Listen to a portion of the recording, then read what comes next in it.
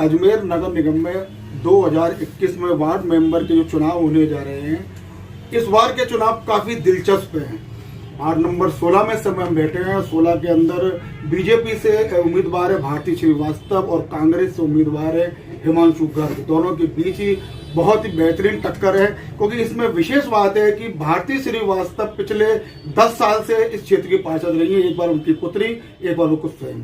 वहीं हिमांशु गर्ग छात्र राजनीति में उभरते हुए नेता है। वर्तमान में वे राजकीय महाविद्यालय के महासचिव है। ऐसे में ये मुकाबला और ज्यादा दिलचस्प हो जाता है। इस समय हमारे साथ वार्ड नंबर 16 से वालेश, साथ ही कांग्रेस से हैं घनश्याम और ये जाने माने समाज सेवी नरेंद्र सिंह हुर्रा। अब हम बात करने जा रहे हैं कि इस वार्ड के अंदर इस बार क्या होने जा रहा है और क्यों जीते कांग्रेस का प्रत्याशी और क्यों जीते बीजेपी का प्रत्याशी। ऐसा इन्होंने क्या किया है। भारती श्रीवास्तव तो 10 साल से इस वार्ड में कार्य कर भी रही है। वही हिमांशु गर्ग को क्यों चुना जाए, ऐसे कई सारे सवाल हैं जिनको लेकर के आज हम आप लोगों के बीच में पहला सवाल हम करेंगे बीजेपी से। यहाँ पे जो हमारे साथ बालेश गोयल है कि भाई लोग बताएं कि क्या कारण है कि 10 साल लगातार राजनीति का स्वाद चखने के बाद भी इस बार फिर भारती श्रीवास्तव को टिकट दिया गया है बीजेपी की तरफ से और उनको ही जनता आगे लेके आए, उन्हें ही जनता जिताए और वही जीते। ऐसा क्या कारण है कि वही इस वार्ड की सेवा करें, हिमांशु गर्ग क्यों नहीं?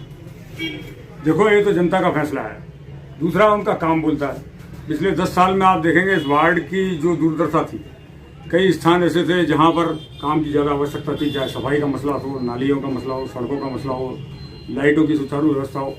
तीसरा कारण सबसे अहम ये रहा कि जितनी भी गरीब बस्तियां हैं उनकी पेंशन वगैरह है या उनको खाद्य सुरक्षा से जुड़वाना है, उनके परिवार में समाज कल्याण योजना से उनको जो लाभ दिलाना है, उसके अंदर वो पूरी तरह से सक्रिय रही। साथ में मृत्यु प्रमाण पत्र है, जन्म प्रमाण पत्र है, उसके लिए भी जो शुल्क लगता है तो अपनी तरफ से उन्होंने बना के दिया है। एक अच्छी सोशल वर्कर हैं, तो पार्टी ने उनको एक बार फिर से संगठन ने मौका दिया है। इस तरह के कार्य तो सभी पार्षद करते हैं और भी वार्ड में पार्षद ने किए हैं। अगर अब हिमांशु गर्ग को मौका मिलता है तो वो भी इस काम को कराएंगे, जनता के साथ में चलेंगे, ऐसा मुझे लगता है। इसके अलावा क्या विशेष कारण है और बताइए ना, आप ऐसा क्या किया है कि जरूरी है कि इन्हीं को जीतना चाहिए? बिल्कुल, युवा को मौका ना मिले। समय वो युवा है हिमांशु गर्ग, उन्हें मौका क्यों नहीं मिले? भाई, युवा विपक्षी पार्टी का है। मैं तो अपने संगठन की बात करूंगा तो युवा तो हमारे कई निर्दलीय भी ऐसे होंगे जो खड़े होंगे इस वार्ड से, लेकिन भारती जी जो है एक सिंबल है इस वार्ड का, जिसने यहाँ अपनी पैठ बनाई है अपने काम के द्वारा और अपनी लोकप्रियता के द्वारा। इसलिए पार्टी ने भी उनको, आप जानते हैं कि पिछली बार वो न्यूट्रल थी, उस टाइम भी उन्होंने सीट निकाली। ये आपने बड़ा सवाल करा कि पिछली बार उन्होंने निर्दलीय होकर के उनकी पुत्री ने चुनाव जीता, जबकि इस वर्ष ये बात सामने आई थी। इन चुनावों से पहले भारतीय जनता पार्टी के किसी बड़े नेता ने ये बात कही थी, शायद अरुण चतुर्वेदी ने थी, कि जो बागी होकर चुनाव लड़े थे उन्हें टिकट ही नहीं दिया जाएगा। तो ऐसे हालातों में ये जो टिकट मिला है, इसका कारण यही था कि भारती श्रीवास्तव पुनः बागी होकर के चुनाव लड़ सकती है और पार्टी को क्षति पहुंचा सकती है, इसलिए उन्हें टिकट ही दे दिया गया। नहीं, देखो, पूर्णतः यदि वो बागी होते तो पार्टी उनको वापस अपने साथ शामिल नहीं करती। उन्होंने मेयर, डिप्टी मेयर के अंदर जो भी चुनाव के अंदर अपना मत दिया उनकी बिटिया ने, वो पार्टी के लिए ही दिया, यानी पूरी तरह से वो बागी नहीं थी। निर्दलीय जीतने के बाद पार्टी में वो शामिल हुई, ये तो कोई भी हो सकता है। मैंने ये बोला कि मतलब बागी का मतलब क्या होता है, बता दीजिए। बागी का मतलब तो ये होता है कि पार्टी उसको स्वीकार नहीं करे, उसको निकाल दे हमेशा के लिए, और पार्टी कभी जिंदगी में उससे मत नहीं ले, लेकिन जब उनको जरूरत थी पार्टी के साथ ही रहे ना। वाले जी की बातों से साफ जाहिर है कि पार्टी खुद चाहती है कि बागी हो, निर्दलीय चुनाव लड़े और आकर के उनमें शामिल हो जाए। उनका बोर्ड बना दे तो बहुत बढ़िया है, अगर बोर्ड ना बनाए तो कोई दिक्कत। अगर पार्टी के बाद पूर्व बहुमत होता तो हो सकता है कि वो शामिल ही नहीं करते। आप बताइए घनश्याम जी की क्यों लगता है आपको कि हिमांशु गर्ग इस चुनाव के लिए बेहतर है और वो इस चुनाव को जीत सकेंगे? मैं सबसे पहले तो सरकार का धन्यवाद देता हूं कि हमारे बीच में एक युवा नेता खड़ा किया है, जो महासचिव पद से भी गवर्नमेंट कॉलेज में 11,000 कुछ मतों से विजयी बना है। और आजकल की जो जनरेशन है वो चाहती है कि युवा ही आ गया है।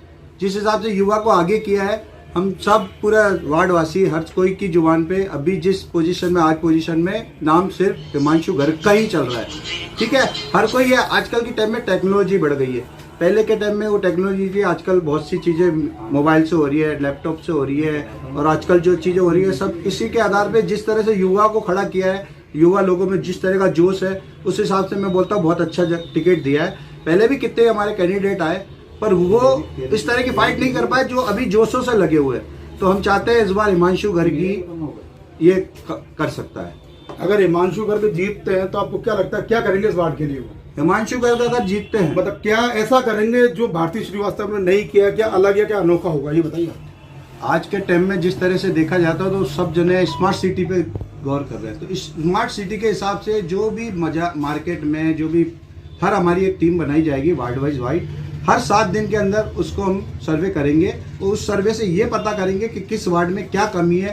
और जिस तरह से आजकल जो टेक्नोलॉजी फास्ट हो चुकी है कि कचरा उठाने का या जो भी छोटे मोटे काम है पार्षद नीति जो करती है उसमें जिस तरह के भी होगा, जो स्मार्ट सिटी में जो ये चीज आती है उस तरह की हमने एक रणनीति बनाई है जीतने के बाद।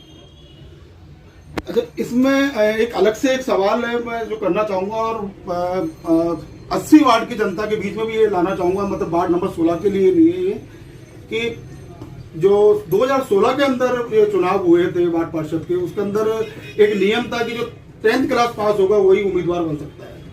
ऐसे में कई बड़े नेता थे जो कांग्रेस के, बीजेपी के, जो चुनाव नहीं लड़ सके थे, लेकिन कईयों ने अपने घर से ही लोगों को आगे लेकर के आए, दूसरों को मौका नहीं दिया। इस वर्ष ये नियम लागू नहीं है। ऐसे में वो नेता जो 16 के अंदर चुनाव नहीं लड़ सके थे वो अब टिकट लेकर के पार्टियों से भी और निर्दलीय भी अपना दावा ठोक चुके हैं। उन्होंने अपने प्रचार बैनरों में लिखा है शिक्षित। तो ये शिक्षित का मतलब क्या होता है?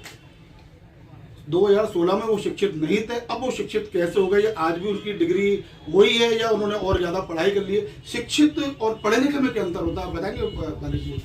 भाई देखो, पढ़ा लिखा इंसान आज की तारीख में वही कहलाता है जो किसी चीज को पढ़ सकता है, समझ सकता है, लिख सकता है, उसको आप शिक्षित ही कहेंगे। आज मेरे परिवार में भी यदि मेरे माता पिता पुराने टाइम में पढ़ते नहीं थे, लेकिन वो 4वीं 5वीं पास थे तो उनको शिक्षित ही कहा। मैं थोड़ी कहूँगा कि मेरे पिताजी और मेरे माता जी 2016 में क्या थे ये लोग? भाई ये तो सरकार की डेफिनेशन थी, जो उन्होंने 81 यूनिवर्सिटी की मार्कशीट मांगी थी, उस मार्कशीट में आप फॉलो करने वाले थे या नहीं थे? सरकारी नियमों से हटके अगर अपन एक बात करते हैं, शिक्षित और पढ़े लिखे में क्या अंतर होता है, बता सकते? भाई शिक्षित तो देखो, शिक्षित भी आज की तारीख में गंवा रहे हैं यदि वो देश के साथ नहीं चलता है या वो अपने समाज के साथ नहीं चलता है, परिवार की जिम्मेदारी नहीं उठाता है, वो पढ़ा लिखा आदमी भी एक तरीके से गंवार कहलाया जाता है। कम से कम उसमें संस्कार तो होने चाहिए। पूरा संस्कारी इंसान होता है वो शिक्षित कहलाता है, अपने हिंदू जो अपने धर्म के अंदर है। आप बता सकते हैं शिक्षित और अनशिक्षित में यही है, आप 8वीं या 10वीं पास करे हो को शिक्षित घोषित नहीं कर सकते। शिक्षित माने जो पढ़ा लिखा हो, ग्रेजुएट हो, कंप्यूटर लैपटॉप सब चीज उसकी नॉलेज में हो। आज जिस तरह का आज का टाइम चल रहा है, मीडिया फास्ट है, टेक्नोलॉजी बढ़ चुकी है, हर चीज है, मोबाइल अपलोड, ये सब, ये इसको पढ़ाई को 10 पास को शिक्षित नहीं कह सकते। 10 पास से ऊपर 12 उसमें शिक्षित कहा जाता है। कई तो ऐसे हैं जो 10th क्लास भी पास नहीं है। हाँ, तो वो शिक्षित में थोड़ी आते हैं। इसमें आप क्या कहना चाहेंगे? ये बड़ा सवाल है कि जो लोग 2016 के अंदर चुनाव नहीं लड़ सके थे इस वजह से क्योंकि वो 10th क्लास पास नहीं थे, और इस 2021 के अंदर वही लोग इस समय पार्टी का टिकट लेकर के और निर्दलीय ताल ठोक चुके हैं और वो अपने बैनर पर लिख रहे हैं शिक्षित। तो मतलब आप बताइए किस तरह शिक्षित? मैं तो भाई साहब की बात को टालना चाहूंगा। भाई साहब ने एक बात कही कि शिक्षित वही आदमी होता है जो परिवार का ध्यान रखे, ये रखे। यानी जो बिना अनपढ़ गंवार आदमी है वो अपने परिवार का अगर ध्यान रखता है तो वो शिक्षित माना जाएगा आपके हिसाब से? नहीं, इसको आप शिक्षित नहीं कहेंगे। शिक्षित का मतलब ये नहीं हुआ कि शिक्षित 5वीं पास हो, उस 5वीं पास को आप इंजीनियर तो बना नहीं सकते। इंजीनियर के लिए इसको डिग्री प्राप्त करनी पड़ती है। तो सरकार को यही करना चाहिए कि जो आज नियम इस कानून बनाया है, इसी कानून में ये कर दे कि 5वीं क्लास को रेलवे का अधिकारी बना दे। क्यों नहीं बनाती? वो पढ़ा लिखा आदमी होगा, वो समझदार होगा, उसने 10 तरीके की चीजें देखी होगी। पढ़ा लिखा आदमी को ये समझ है। आज हमारे जो भी ऊपरी पदों पे जो लोग बैठे हैं, IAS IPS, वो नक्शा बनाते हैं, सब कुछ बनाते हैं, तो फिर 5वीं क्लास को वहां क्यों नहीं बैठाते? उनको क्यों बैठाया जाता है? सर मैं इसका जवाब देता हूँ ना, बताइए। भाई देखो, जो इनकी बात है उससे मैं भी सहमत हूँ, लेकिन एक शिक्षित का जो दायरा है उसके ऊपर सरकार के पास कोई डेफिनेशन नहीं है। कोई भी अपने बैनर पर लिखा दे, चाहे कितना भी पढ़ा हुआ है, वो शिक्षित नहीं है। शिक्षित का मतलब जो मैं आपको समझाना चाह रहा था, अपनी संस्कृति संस्कार के हिसाब से। आप यदि और आगे जाना चाहते हैं तो मैं बताऊं, आपका देश का राष्ट्रपति ज्ञानी जैल सिंह था, वो 5वीं फेल था, थे ना। तो सीधी सीधी बात है कि राजनीतिज्ञ वो लोग हैं जो अपने फायदे के हिसाब से ये डेफिनेशन तय करते हैं। अपने फायदे के लिए निर्वाचन वो आयोग चाहेंगे तो करेगा। गंवार को भी आगे ले आएंगे, वो चाहेंगे तो पढ़े लिखों को भी गंवार बना बिल्कुल, देंगे। ये आपको तो क्या ये क्या मानने योग्य है? नहीं, ये अब ये मैं ये कहना चाहता हूँ, आपके हिसाब से शिक्षित की डेफिनेशन ये है कि जिस आदमी को सिर्फ साइन करने आते हैं वो शिक्षित माना जाएगा। नहीं, मैं ये नहीं कहूँगा। तो सरकार ने यही करा है। सरकार ने करा ना, तो उसका जवाब दे रहा हूँ ना। सरकार ने अगर ये करा है तो ये गलत है। इससे तो फिर कोई भी व्यक्ति, अब जिस व्यक्ति को पार्षद बनना है, कुछ भी बनना है, किसी एमएलए का चुनाव भी लड़ना है, तो वो तो पढ़ेगा ही नहीं। वो कहेगा मेरे को तो अलाउड है, आई एम रेडी। बिल्कुल। तो फिर देश कहाँ जाएगा? बताइए। बिल्कुल, आप ये देखें देश की राजनीति में एमएलए और आपके जो सांसद हैं आज की तारीख में, कई लोग हैं जिनकी आवाज कोई डिग्री नहीं है।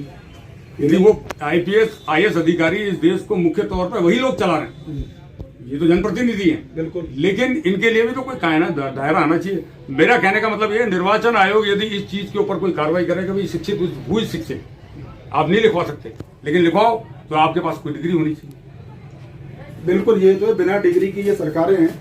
इसके पास डिग्री क्या है क्या नहीं है, ये सरकारें में बैठे हुए बड़े नेता ये तय करते हैं कि किस तरीके से कौन सी डेफिनेशन उनको लेके आनी है और अपने हिसाब से लेके आते हैं। कानून भी हमारे यहाँ कुछ इसी प्रकार के।